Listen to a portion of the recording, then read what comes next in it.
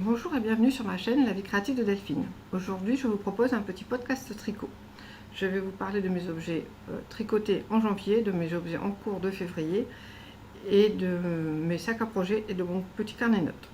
Donc aujourd'hui je porte un chauffe-épaule que j'ai tricoté il y a un moment, en octobre 2016. C'est un modèle toujours Bergère de France de l'année 2010-2011, le numéro 251. Je l'ai tricoté avec deux laines ensemble, donc une laine Bergère de France, la Harlequin en coloris pleine, 5 pelotes, et la laine Mango de Textile de la marque, 4 pelotes en coloris marron. Les aiguilles, c'était des aiguilles droites, numéro 8. C'était une longue bande de point mousse, 2 mètres de point mousse. C'était un petit peu long à la fin, mais en fait il est bien chaud. Je ne le portais malheureusement pas souvent parce qu'il était mal placé dans mon armoire, et là j'ai refait toute mon armoire ce week-end et j'arrive à accéder plus facilement à mes objets en tricot. Donc je porte également en fait main un petit chouchou, un full-chi, toujours avec le modèle de chez les Lubis de Louise, que je vous mettrai en barre d'infos comme la dernière fois. Alors je vais vous parler de mes objets finis, ça va aller très vite puisqu'il n'y en a qu'un. Donc en janvier j'ai tricoté ma paire de chaussettes. Donc c'est une toute première paire de chaussettes. Le modèle est le patron de Alice Samer, chaussettes de mai, mais la version simplifiée par Gaëlle de Knit Spirit. J'ai suivi sa vidéo, la vidéo numéro 3. La chaussette part de la pointe vers les côtes. C'est une pointe avec un montage à la turque, un talon raccourci à l'allemande et une cotte semi-torse.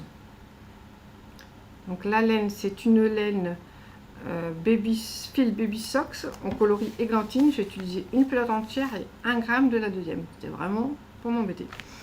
Alors j'ai utilisé des aiguilles double pointe numéro 2,5 que j'avais en stock et que je n'avais jamais utilisé. C'est pour ça que j'ai commencé par ce tuto là. J'ai bien aimé suivre le tuto, les explications sont très claires, et sans le tuto avec juste le PDF, je n'y serais pas arrivé. En fait, il y a beaucoup de nouvelles techniques, mais c'est très intéressant, ça fait du bien d'apprendre de nouvelles choses. Et puis bon, c'est utile puisque des chaussettes, voilà, on en porte. Et j'ai vraiment aimé. Et en fait, le seul problème, c'est que qu'on devient vite addict aux chaussettes. J'en ai déjà une deuxième paire en route, donc pour vous dire. Donc la laine est agréable pour un premier projet. Je trouve qu'elle est parfaite. Le rendu est pas trop mal. Bon, il y a des petits défauts, mais c'est une première aux aiguilles double pointe. Et en plus, elles ne sont pas bloquées. Donc je vais commander des bloqueurs.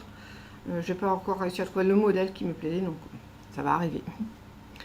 C'était tout pour le mois de janvier, parce que j'ai un projet en cours qui est un gros projet, qui est un gilet. Et il faut avouer que je suis assez longue. Je vais regarder depuis quand je l'ai commencé. Je l'ai commencé quand j'ai fini celui-là. Donc je l'ai commencé fin décembre. Donc c'est un gilet, un modèle de chez Drops, un modèle gratuit, le cardigan désert Mirage. Donc c'est un modèle qui se tricote aux aiguilles circulaires, 2,5 pour les côtes et 3 pour le corps. Donc c'est un modèle en aller-retour avec des raglans. C'est la première fois que je faisais un raglan pour moi au circulaire. Ça j'apprends deux, mais en fait avec les explications ça s'est plutôt bien passé. J'utilise de la laine de chez Drops, donc de la Nord, que j'ai choisi en coloris beige. Je l'ai choisi surtout pour être assortie à la pelote de laine de chez Ars Natura, qui est une pelote 100% mérino, de la base mérino moelleux. Elle est d'une douceur extrême. J'ai eu un coup de cœur pour le coloris, mais je ne savais pas quelle base choisir, donc j'ai eu une longue discussion avec Sabine sur Instagram de Ars Natura. Elle est vraiment très disponible, elle est de très très bons conseils, et j'ai adoré nos échanges, et je suis très contente de la laine. Je la trouve magnifique en pelote, je la trouve magnifique une fois tricotée. Vraiment, je trouve que le beige la met bien en valeur. Bon, avec la luminosité et le temps très gris qu'on a dans le Pas-de-Calais, c'est pas évident à montrer, mais je suis très très contente, et à chaque fois j'ai hâte de retourner sur une rayure avec ce coloris tellement je l'aime. Donc les aiguilles, c'est des aiguilles que j'ai achetées en même temps que la laine Nord chez Calidou. C'est des aiguilles de chez Drops, donc c'est des 3 Et j'ai acheté aussi une paire de 3,5, de 2,5 pardon. Et mes petits bloqueurs d'aiguilles, décidément, que j'ai eu à ma fille à Noël. Donc mon gilet, je suis plutôt longue à tricoter, je tricote un petit rarement dans la journée, mais plutôt le soir, donc en fonction de mon état de fatigue, ça va plus ou moins vite. Donc je vais vous montrer mon sac à projet. C'est un sac à projet que ma fille m'a offert.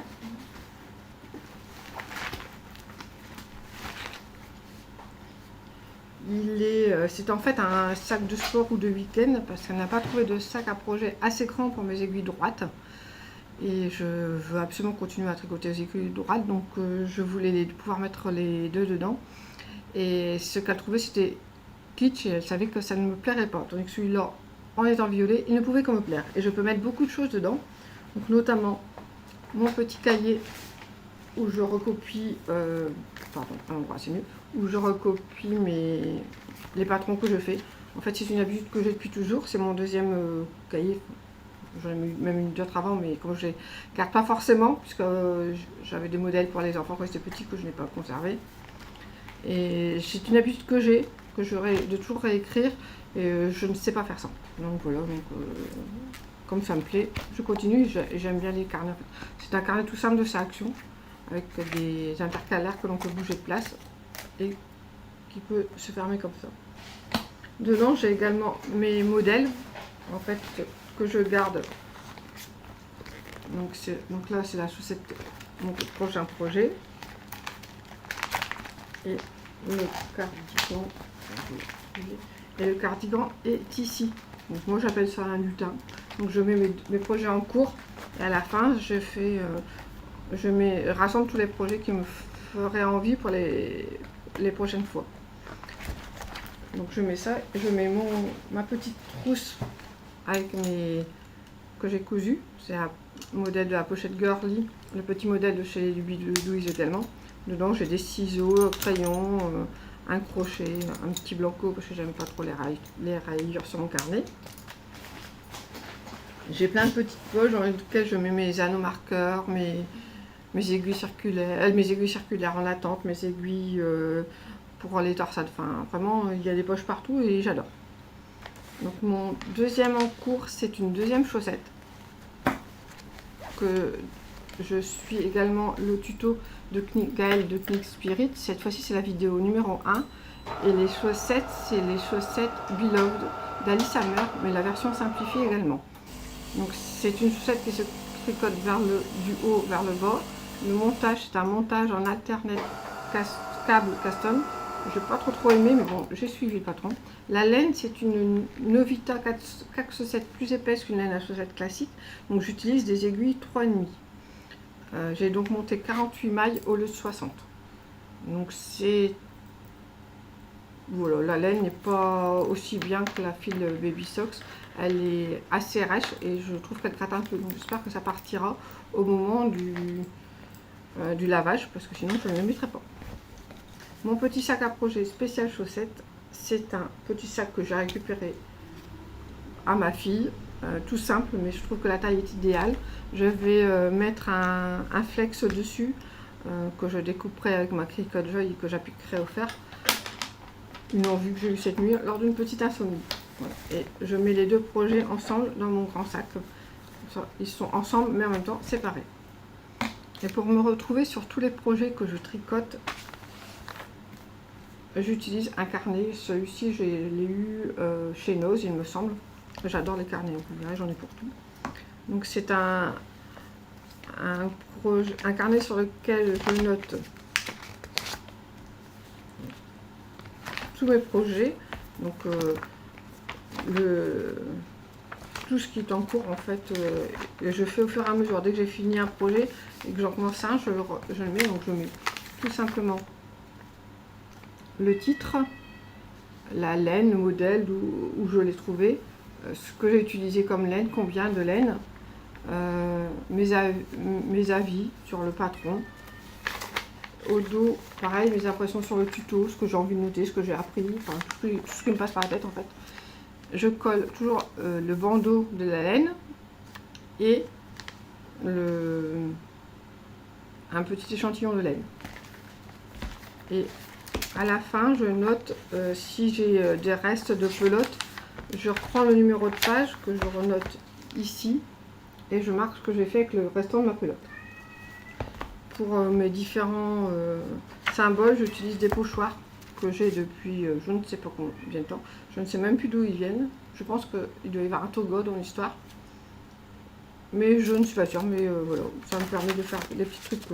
Et j'utilise mon crayon 4 couleurs pour mettre un petit peu de couleur dedans. Voilà. Donc c'est pour moi un rappel qui est assez intéressant quand je veux piocher, parce que je me souviens plus quelle laine j'ai utilisé par exemple. J'ai aussi sur Ravelry où je note tout, mais je ne comprends pas encore toutes les subtilités de Ravelry, donc je préfère garder mon petit papier, mon petit support papier. Et puis en fait j'aime bien les carnets, j'en ai tout le temps, j'en ai même utilisé à nouveau pour noter ce que je porte, pour pouvoir vous le dire. Voilà, je suis une carnet addict. Donc voilà, j'ai fini pour aujourd'hui. Je vous prépare un podcast version couture. Je vais essayer de vous les mettre à la suite, mais ce n'est pas gagné. Donc si jamais je n'y arrive pas, je vous dis au revoir ou alors à tout à l'heure. Rebonjour, nous nous retrouvons pour la partie couture de mon podcast créatif. Le premier objet que j'ai cousu en janvier 2024 est un vide-poche que j'utilise comme poubelle de table sur mon bureau à mon atelier. J'ai suivi le modèle de Dinette, le vide-poche, que je vous mettrai en barre d'infos. J'ai imprimé le patron et j'avoue que j'ai pas suivi le reste puisque maintenant je sais faire des vide-poches toute seule. Je l'avais depuis longtemps ce patron, je ne l'avais encore jamais utilisé, donc c'était l'occasion idéale. J'ai utilisé deux tissus, un tissu d'un ancien calendrier de l'Avent, un reste du calendrier de l'Avent au tissu de Lydie de 2021. C'est une cretonne que j'ai entoilée avec de la viseline H250 et à l'intérieur j'ai mis un coton enduit gris à pois blanc qui vient de chez Mondial Tissu.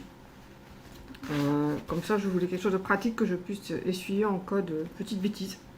Du coup c'est très pratique et je l'utilise vraiment tous les jours.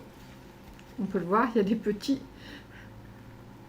restes de petits papiers dans le fond. Ensuite, donc, je reprends mes notes. Donc, j'organise ma partie couture dans Notion où je note tout ce que je couds. Mes tissus, mes patrons. J'ai fait une base de données la plus complète possible pour tout avoir en mémoire. Le deuxième objet que j'ai cousu en 2024, donc que j'ai terminé le 11 janvier, c'est la jupe Jade. C'est une jupe de Enjoy Couture qui est une exclusivité de son club. On paye tous les mois ou à l'année pendant un an pour avoir des patrons exclusifs, un patron par mois. On a aussi des codes promo sur certains sites. Donc, je vous mettrai le lien également. Donc je vous montre la jupe. C'est une jupe patineuse. Je vais reculer un petit peu.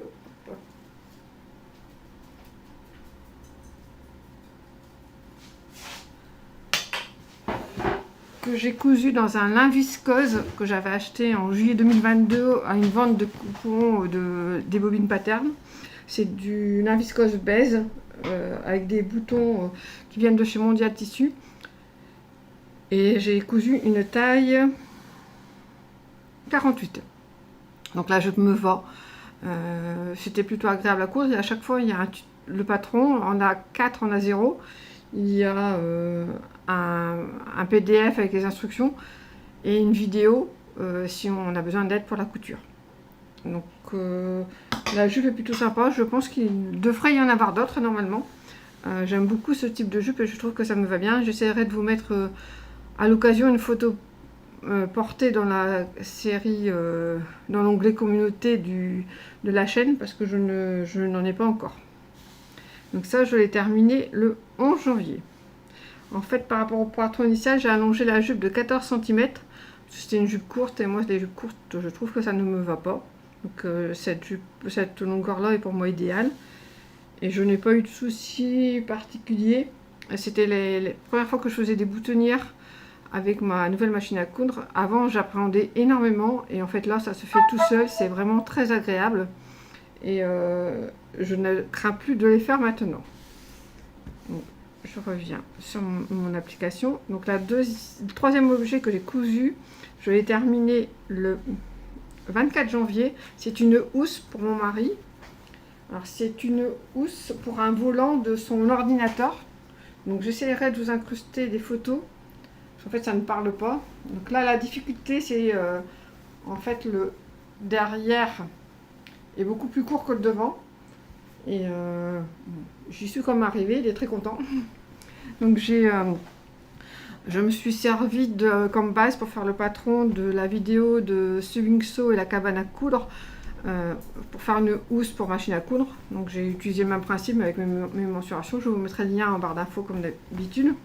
J'ai utilisé comme tissu une cretonne éventail bleu et doré de chez Mondial Tissu. Et la doublure, c'est une doublure bleu canard qui est assortie et qui vient aussi de chez Mondial Tissu. Donc comme mon mari était très content de sa housse, il m'en a demandé une deuxième. Donc là, c'est une housse pour son levier de son ordinateur, pour ses jeux vidéo. Celle-là, je l'ai terminée le 24 janvier. C'est une plus petite housse, pareil, avec un tout petit dos de 4 cm et le devant est beaucoup plus haut. Donc c'était assez... pas difficile parce que c'est le même principe que pour son volant, mais c'était quand même malgré tout pas évident. J'ai utilisé le même tissu puisque j'en avais assez. Et comme il était toujours très satisfait de cette housse, il m'en a demandé une troisième et dernière, une housse pour la barre de son PC. Donc celle-là, je l'ai terminée le 25 janvier. C'est une housse beaucoup plus classique puisque le devant est quasiment identique à l'arrière.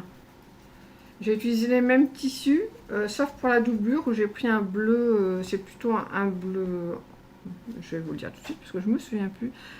Je n'ai pas noté. C'est un bleu pacifique, je crois. Pareil de chez Mondial Tissu aussi que j'avais en stock et parce que j'en avais plus assez. Donc cette fois-ci là, j'ai entoilé la partie la doublure parce que c'est une housse plus classique, donc j'avais plus confiance en moi pour le résultat et je la trouve plutôt assez jolie. Alors, je vous mettrai des photos de l'atelier quand les housses sont sur ce qu'elles protègent parce que c'est beaucoup plus parlant. Et si je n'y arrive pas à les incruster, je vous les mettrai dans l'onglet communauté, je vous ferai un petit post avec les photos.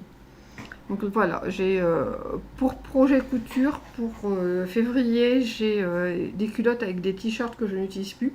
Donc j'utilise toujours le même patron. Je vous expliquerai tout quand je ferai le bilan de février. Je commence à être à l'aise avec la fabrication des culottes, je trouve ça sympa. Ça me permet de, quand j'ai des t-shirts que j'aime vraiment bien, de les utiliser, de ne pas les jeter une fois qu'ils sont troués ou tachés, parce que je suis moustache malgré tout.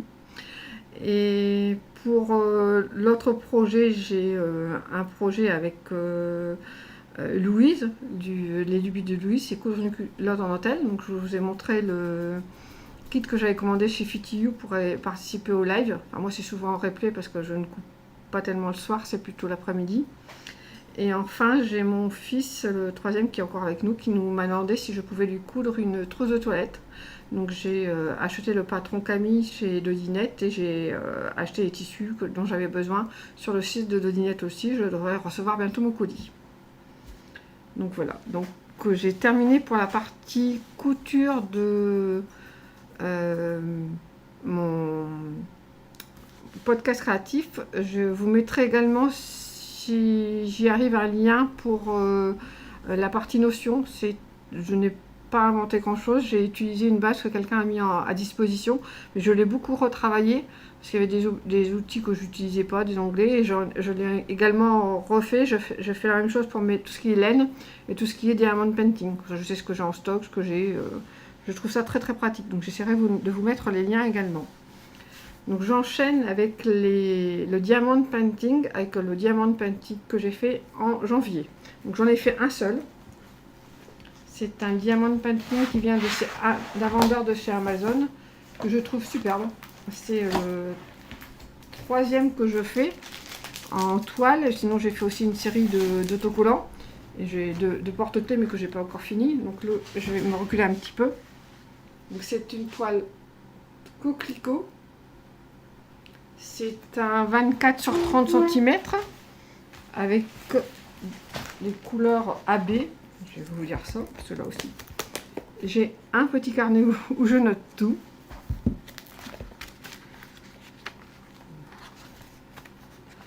Donc je fais, voilà, c'est très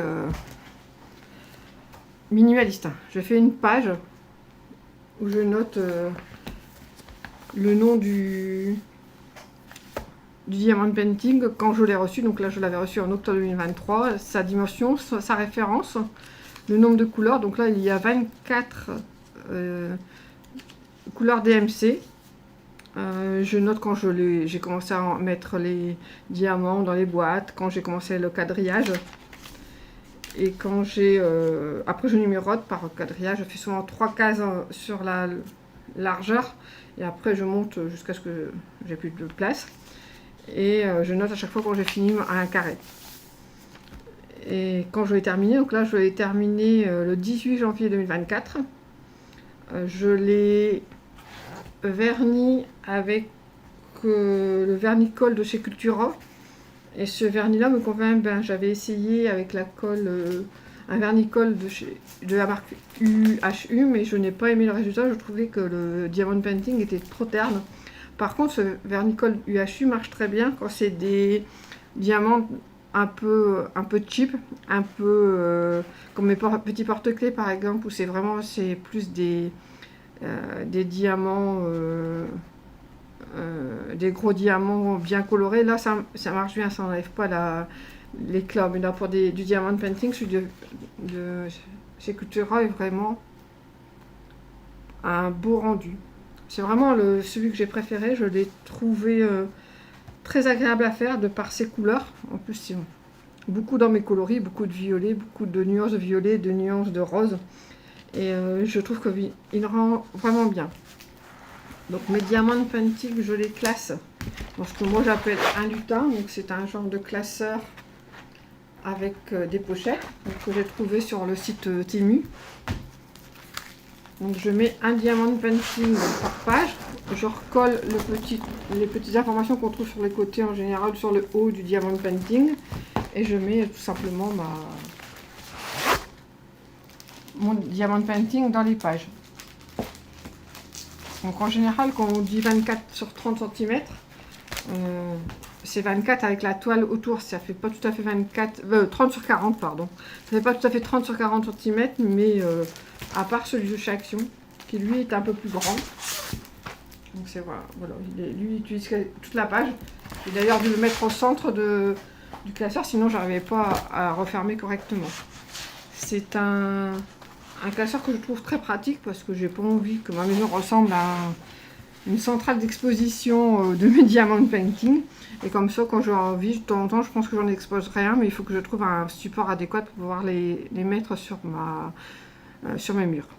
Donc là, actuellement, je suis en train de faire un diamond painting que mon mari m'a offert à Noël. Donc il est fait à peu près à moitié. Cette fois-ci, il est dans le sens horizontal. C'est, comme on peut le voir, Groot et Gros Goût. J'adore ce petit bonhomme. Il me fait craquer. Alors forcément, mon mari me l'a acheté. Il vient de chez Amazon aussi, il me semble. Lui, je l'ai commencé tout de suite après, un peu après avoir fini le premier. J'ai commencé le 20 janvier, oui. Parce qu'en fait, j'ai commencé pendant que l'autre était en train de sécher de la colle. Donc, quand je dis, j'enlève la protection plastique et je mets des petits papiers comme ça. En fait, c'est des protections que j'ai achetées chez Temu également, que j'ai coupé en deux. Sinon, je trouvais que c'était un format A5 que je trouvais que c'était un peu trop grand. Et en fait, je le numérote, je le dispose. Donc, il y a un côté brillant qui n'adhère pas, que je pose sur la toile autocollante du diamond painting. Et ça me permet de limiter des zones et déjà que rien n'aille. Parce qu'il y a souvent mon petit chien qui est pas loin avec ses poils, ça colle, ou la poussière tout simplement. Donc et cette fois-ci, pour changer, j'ai commencé par le haut. Je trouvais que j'avais envie d'essayer comme ça, et puis je commençais par le bas. Par le bas, je commençais ici, en fait. Et là, j'ai commencé de l'autre côté. Et en fait, je trouve que c'est plus pratique. Alors, je pense que désormais, je continuerai comme ça. Et celui-là, les couleurs sont sympas. C'est beaucoup de nuances de bleu. Donc, ça ne conviendrait absolument pas à mon mari qui est daltonien, par exemple. Beaucoup de nuances de bleu, beaucoup de nuances de beige. Et c'est plutôt sympathique à faire. Les diamants sont d'un peu moins bonne qualité que celui que j'ai terminé. Mais il est quand même très agréable à faire. Et surtout, c'est gros. Donc, il me tarde de le finir pour pouvoir le ranger, l'admirer fini. Je mets mes diamants dans une petite valise que j'ai achetée sur Amazon également. Donc avec du violet et du papillon, tout ce que j'aime. Et en fait, je mets mes diamants dans la valise avec donc qui sont répartis par couleur. J'utilise comme symbole le symbole qui est sur la toile et non pas le numéro, parce que je trouve que ça sert à rien. Il faut tout le temps regarder sur le tableau. Comme ça, moi, j'ai besoin du A, ben, je prends le A. Donc celui-là a, je ne sais plus si je vous l'ai dit, 24 couleurs DMC aussi. Et il avait un toolkit de base, mais cette fois-ci j'avais un multiplaceur avec, mais je ne l'utilise pas. Je trouve que bah, sur celui-ci j'y arrive pas. D'habitude je l'utilise, j'utilise souvent le 3, quelquefois le 6, mais sur celui-là je trouve que les cases sont un tout petit peu plus petites que d'habitude, donc je préfère utiliser mon... C'est un classique que j'avais eu avec mon tout premier diamant painting, de celui de chez Noz, le renard, sur lequel j'ai ajouté une mousse parce que c'est quand même plus agréable à tenir. Ça c'est mon petit rouleau pour bien faire adhérer les diamants avant de le coller. Une petite règle qui est également dans ma valise que j'utilise pour bien aligner les diamants. À chaque fois que j'ai fini une partie, en fait j'aligne à la horizontale et à la verticale. Et puis j'ai des tas de petites choses, et mes petites coupelles. Donc, et ma préférée, bon, c'était celle-ci avant qui était dans la valise. Et en fait, j'aime bien celle-ci. C'est d'un diamant painting que j'ai pas encore réalisé, qui est de chez Oraloa, que j'ai eu à Noël également par mon mari. Donc ça, ce sera mon prochain. Mais celui-là est beaucoup plus grand. C'est un 70 par 70, donc je pense qu'il va être un peu plus long à faire. J'ai vraiment hâte de le faire parce qu'il est vraiment magnifique. Vous verrez quand j'aurai commencé. Je pense qu'il va être superbe. Bon, je pense que j'ai tout dit pour ce podcast créatif partie couture et diamant painting. Je vais bientôt recevoir les tissus pour la trousse de toile de mon fils, donc je vous ferai un petit unboxing pour vous montrer les tissus qu'il a choisis. Et j'ai aussi craqué sur une laine de Ars Natura pour faire des mitaines, donc je vous en parlerai plus quand j'aurai reçu la laine. Voilà, je vous dis à bientôt. Je vous remercie d'avoir regardé la vidéo jusqu'au bout. J'espère que je vais réussir à raccorder les deux vidéos, sinon j'en ferai deux séparées. Si vous avez apprécié le contenu, pensez à mettre un petit pouce en l'air et à vous abonner si vous le souhaitez. Je vous dis au revoir, à bientôt.